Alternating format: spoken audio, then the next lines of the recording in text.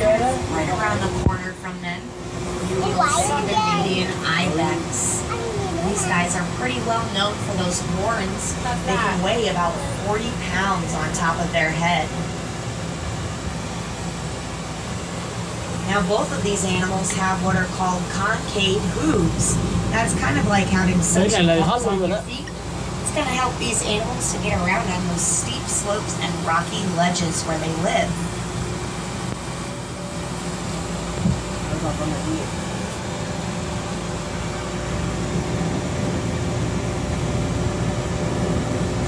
But up in the mountains is Samburu National Reserve.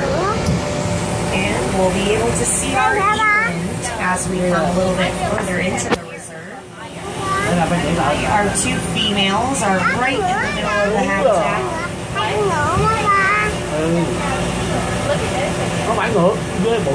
And our male is a little bit more off to the right from them. But you will notice that our male is kind of a little bit darker in color than our females, and as well has a big flap of skin that hangs from his neck area. And that's called a dewlap. Dewlap is only going to be found on male eland, not on female eland. The eland is the largest antelope in all of Africa, but that does usually mean they are pretty slow. These guys can only reach speeds of about 20 miles an hour, so they've got to have another way to protect themselves from their predators. They can jump 8 feet into the air from a standing position, and that will startle their predators at least and give them the chance to get that quick getaway they're looking for. But don't worry guys, they always eland on their feet. Listen. We're coming into the home of Rufus and Reggie next. These are spur-named beasts. They are named after a spur found on each side of their wing. And they use that to protect themselves against their predators. Which, speaking of, as we round the corner, look all the way to the right, down in the front corner. We'll see two ferocious looking predators. Those are caracals, and yes, maybe they look like cute little house cats to you guys, but they are not. They are anything but, actually. They can do some pretty catastrophic damage.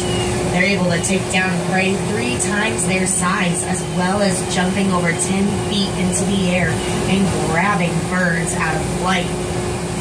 These are no-nonsense predators. Definitely not your average house cat, that's for sure. We have 2 ladies that live here with us at Dallas Zoo. Their names are Karen and Jana, and they are sisters and have lived the majority of their life together.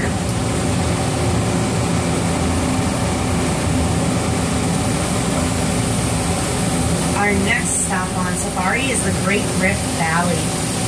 This is a massive geological wonder created by shifting fault lines and volcanic activity. Gives us gorgeous waterfalls, rivers, valleys, lakes, grasslands, and mountains. It's viewable from space and gives us a home for over 400 species of mammal and over 1,000 species of bird.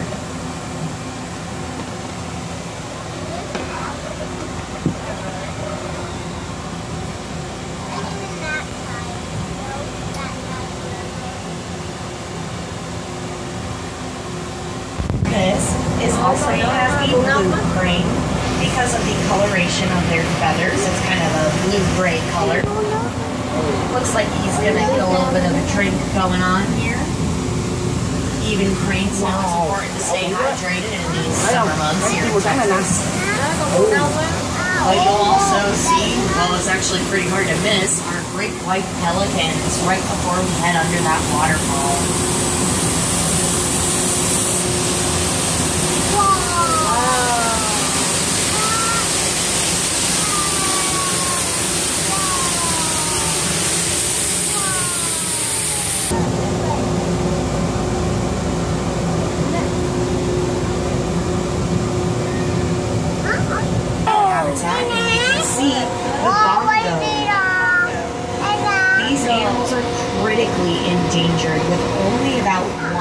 100 left in the wild.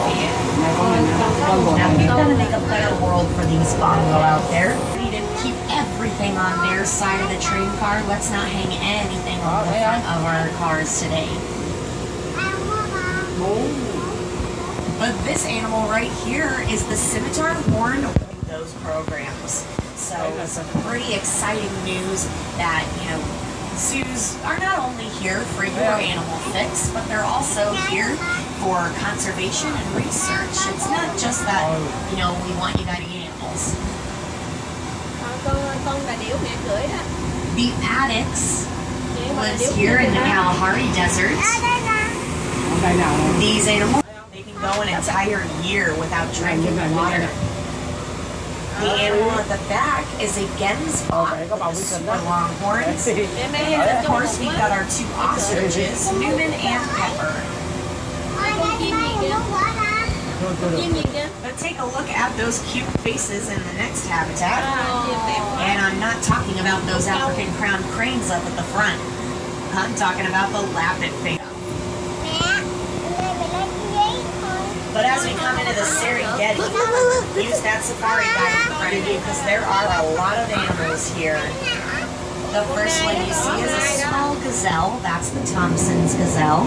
And right to the right of it is a long-necked gazelle called the Gerenuk, which is actually Swahili for giraffe neck. Laying in the shade in that island.